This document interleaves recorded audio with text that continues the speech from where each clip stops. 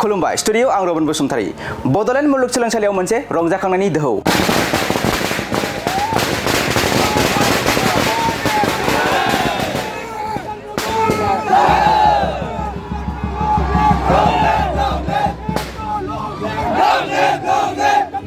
नंगौ दुलाराय बर' फरायसा आफाद एबा एबसुनि गोख्रों मददजों टीम इउनिटिया बड'लेण्ड मुलुगसोलोंसालिनि फरायसा आफादा 62 बोसोरनि बिसायख'थियाव सा-8 गाहाय मासि देरहासार जानो हादों आरो सायख'जानाय सोद्रोमा बिथांमोनहानो जाबाय फारियै लेङाइ आफादगिरि महरै केमिस्ट्रि आयदानिफ्राय दैमुरानि ब्रह्म गाहाय नेहाथारि महरै हिस्ट्रि आयदानिफ्राय जाफुंसार ब्रह्म लोगो गाहाय नेहाथारि महरै फिजिक्स आयदानिफ्राय ब्लनिक नार्जारि माइनर गेम्स सेक्रेटारि महरै अमृत बर' हारिमु नेहाथारि महरै बर' आयदानिफ्राय अनसाय सरगियारि समाज सिबियारि नेहाथारि महरै सोलोंथाइ एबा एडुकेसन आयदानिफ्राय पुष्पन्जलि बसुमतारी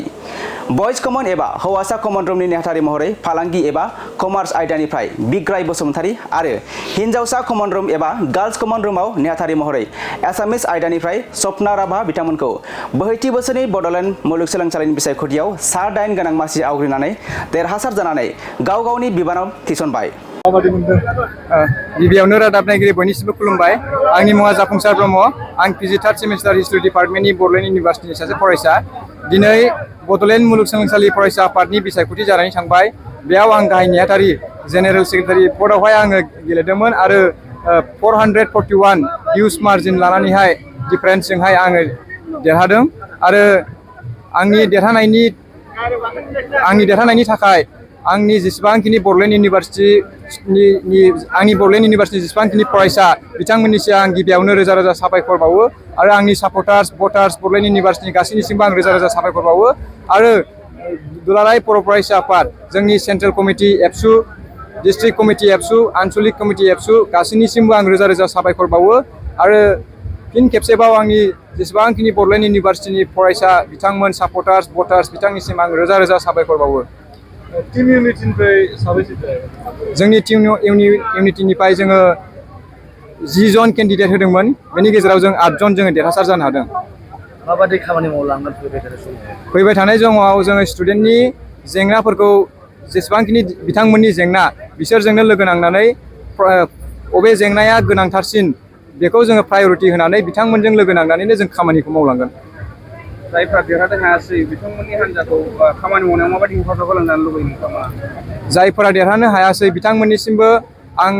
बिथांमोनखौ बुंनो सानो जे जों जयैनो मावलांगोन। जोङो दिनै बे मोनसे गेमसो जेननाय देरहानाया थाखायो बयहाबो मोनसे एक्सपिरियेन्स जायो। दा बिथांमोनखौ आङो जोंहा जुदि खामानि मावनायाव माबाफोर जोङो माखौबा मावनो हाख'वा जायोबा बा एखमब्लाफोर माबाफोर साजेसन जायोब्ला बा एखमब्ला माबा मोनसे गिदिर प्रग्राम जायोबा बिथांमोनखौ आं खावलायो जे बिथांमोनहा जोंजों ज' फैनानै जोंजों खामानि मावनांगौ आरो बिथांमोनखौबो आं खावलायहरो जों ज'यैनो खामानि मावलांगोन। जोङो खुनु बाव एगेन्स्ट बा अपोनेन्ट बिदि गैया जोंहा जों ज'यैनो खामानि मावलांगोन आरो बिथांमोननि साजेसनखौ आं जेब्लायबो लागोन। खुलुमबाय आंनि मुङा पिंकु बसुमतारी दिनैनि जानानै थांनाय बुसु इलेक्सनाव आङो उदां बिजाथि हिसाबै ओंखारदोंमोन आरो दिनै आं देरहासार जानो हाबाय बेयाव आं गोजोननाय मोन्दों आरो आं हामबाय होनो सानदों गासैबो आंनि लोगोफोर आरो लोगोसे जोंनि इउनिभार्सिटिनि सिङाव थानाय साफ्रोमबो फरायसा जाय आंखौ गावसोरनि थाखाय लिडार सायख'बाय थेंक इउ स' माच गासैनिसिमबो। आङो लिटारेरि सेक्रेटारि पस्टआवहाय देरहादों। आंहा केन्डिडेटआ अपोनेन्टआ सानैमोन आंजों साथाम बिजाथिमोन बेयाव आङो सासेजों नियारलि 70 भटआव आं देरहादों आरो सासेजों नियारलि 100 भटआव आं देरहानो हानाय जादों। आङो एबारनि बुसु इलेक्सन 2025-2026 आं फर डिबेट एन्ड सिम्प'जियाम पस्टआव आं गसंनाय जादोंमोन। एबार आं देरहासार जाबाय आं बेनि थाखाय बिराद गोजोननाय मोनबाय। आंनि बड'लेण्ड इउनिभार्सिटिनि ब्रादार्स एन्ड सिस्टारा बिराद आंखौ हेल्प खालामदों। आं इन्डिपेन्डेन्ट केन्डिडेट जानाय हिसाबै आंखौ बिराद सापर्ट खालामदों ब्रादार्स एन्ड सिस्टारा। थ' आं बेखौनो होनो सानोखि आं आंनि खामानिखौ मोजाङै मावलांबाय थागोन आरो बे एकाडेमिक केलेन्डाराव जोंना मा फांसन प्रग्रामफोर जायो आं बेयाव गासिबो बाहागो लाजोबगोन आरो आं ट्राइ खालामगोन कि आंनि साइडनिफ्राय आं बेसेबां खामानि आंनि आन्दाराव गोलैयो आं बेखौ मोजाङै मावलांनो आं बेयाव ट्राइ खालामगोन आरोना। थेंक इउ स' माच। जिहेतु टीम इउनिटियाव एबसुलेट मेजरिटि मोनबाय बिथांमोनजों माबायदि गोरोबनानै खामानि मावलांनो हागोन? जेरै जों इन्डिपेन्डेन्टबाबो जोंनोथ' फिउचाराव जों ज'यैसो खामानि मावलायखानांगोन नालाय स्टुडेन्ट इउनियन हिसाबै थ' जोङो हेल्प खालामनायगोन बिदि जेबो माबा नङा आरोना जों होमबाबो इन्डिपेन्डेन्टबाबो जोङो मोजाङै गावनिनो दायथ'खौ मोजाङै मावगोन आरोना। Thank you. देरहानोथ' बिराद मोजां मोनदों माने बे बड'लेण्ड इउनिभार्सिटियाव एसे मेजर गेम सेक्रेटारि देरहानानै आं बिराद गोजोननाय मोन्दों। आङो गिबियावनो आंनि लोगोफोरखौ हाजासे हामबाय होदों आंनि इन्डिपेन्डेन्ट केन्डिडेटबाबो दिनै बे फिथाइखौ आं मोननो हादों बेखायनो आंनि बे फ्रेन्ड सार्कोलफोरखौ आं बिराद हामबाय होयो आंनि बे इउनिभार्सिटियाव हाबनाय गासिबो लोगोफोर फंबाय बिनानाव गासैखौबो आं हामबाय होदों आं बिसोरनि अननाय होनाय नङामोनबा आं बे देरहासारनायखौ आं मोननाय नङामोन बेखायनो आंनि फ्रेन्ड सार्कोलखौनो आं हाजासे हामबाय होदों थेंक इउ इन्डिपेन्डेन्टआव नोंथांजों लोगोसे साबसे बिजादिया देरहासार जानो हादों दा इन्डिपेन्डेन्टआवथ' जों गावबा गाव आलदा आलदासोमोन बाट आंनि साइडआव नै दा सानै दंबावो बिसोरबो गाव गाव आलदा आलदा इन्डिपेन्डेन्टआव गसंजोबदों स' बेखायनो जों गाव गावनि नाजानायजों एबा लोगोफोरनि सापर्टजों जों देरहानो हाबाय स' थेंक इउ माबायदि मावलांगोन आंथ' दा आंनि माबानि स्पर्ट्स सेक्टरनि आं स्पर्ट्सनि सेक्टराव माबायदि मावलांनांगौ आं मावलांगोन आं निजे गावनो गेलेनायखौ मोजां मोननायखाय आं फिल्डआव ओंखारनाय हिसाबै आं गेलेनायखौ बिराद मोजां मोननायखाय आं माबायदि खालामनांगौ आं एसेबाबो एक्सपिरियेन्स मोनो स' बेखायनो आङो बे इउनिभार्सिटिनि थाखाय आं बिराद गासिबो गोसो मोदोम होनानै आङो मावलांगोन आं खोनानो मोननाय बायदिबा 200 डिफारेन्सआव आं देरहानो मोनदों आंनि पस्टआवहाय 3 केन्डिडेट दंमोन बाट आङो 3 केन्डिडेटबाबो दिनै 200 प्लास आङो डिफारेन्सआव मोननो हादों মই বড়োলেণ্ড বিশ্ববিদ্যালয়ৰ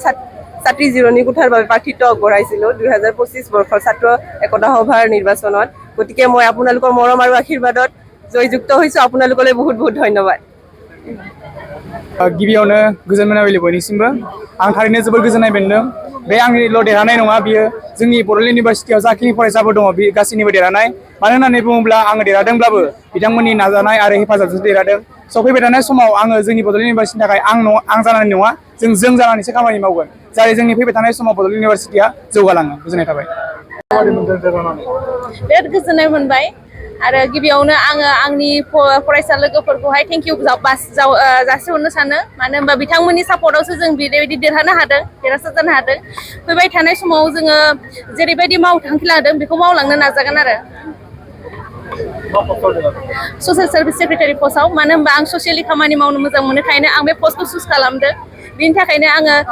ससियेलि खामानि मावनो होननानै ओंखारबाय जेखन आं ससियेलि खामानि जोंनि इउनिभार्सिटि डेभेलपमेन्टनि थाखाय मावलांगोन आरो इस बार 2025 और 2022 2026 बसु इलेक्शनर मैं ইয়াত মানে ভাইস প্ৰেচিডেণ্ট পোষ্টত নিজকে থিয় দিছোঁ তাৰপিছত মই ধন্যবাদ জনাব খুজিছোঁ মোৰ বড'লেণ্ড ইউনিভাৰ্চিটি ভাইটি ভণ্টি আৰু বন্ধু বান্ধৱীসকল যে ইহঁতে মোক ইমান মৰম কৰিছে ইমানে ভোট দিছে কি মই জিকি গৈছোঁ আৰু মই ধন্যবাদ দিব যাচিছোঁ আমাৰ অল বড' ষ্টুডেণ্ট ইউনিয়ন ABSUক যিহঁতে ইহঁতৰ যদি ইহঁতি নাথাকিলেহেঁতেন মই এনে জিকিলেহেঁতেন যদি মই অকলে এই নিৰ্বাচনত ওলালেহেঁতেন চ' মই ইহঁতক মোৰ মনৰ পৰা বহুতহে ধন্যবাদ যাচিছোঁ মানে आं जोबोद गोजोननाय जासिहरबाय जोंनि बड'लेण्ड इउनिभार्सिटिनि लोगोफोरखौ बिदा फंबायफोरखौ आरो बिनानावफोरखौहाय जाहाथे आरो जोंनि ABSUनि आदामोनखौहाय बिसोरो आंखौ आरो आंनि टिमखौ देरहाहोनायावहाय जोबोरैनो मदद होबाय आरो आङो बे बड'लेण्ड मुलुग इउनिभार्सिटिनि थाखायहाय आङो उनावहाय जा हायो आंनिफ्राय जाखिनि खामानिफोरखौ आङो मावलांनो नाजागोन आरो जिखिनि प्रब्लेमफोर नुजाथियो आङो बेखौहाय मोजाङै सल्भ खालामनो थाखाय आङो आवगायलांगोन जेब्लाबो आङो स्टुडेन्टफोरनि जानानै आङो सिगाङाव गसंथिगोन जाहाथे बिसोरो जेब्लायबो जाहाथे जोंनि बड'लेण्ड इउनिभार्सिटियावहाय जाखिनि सुबिदाफोरखौ मोननांगौ बिसोरो मोननानै थाङो स' धन्यबाद थेंक इउ स' माच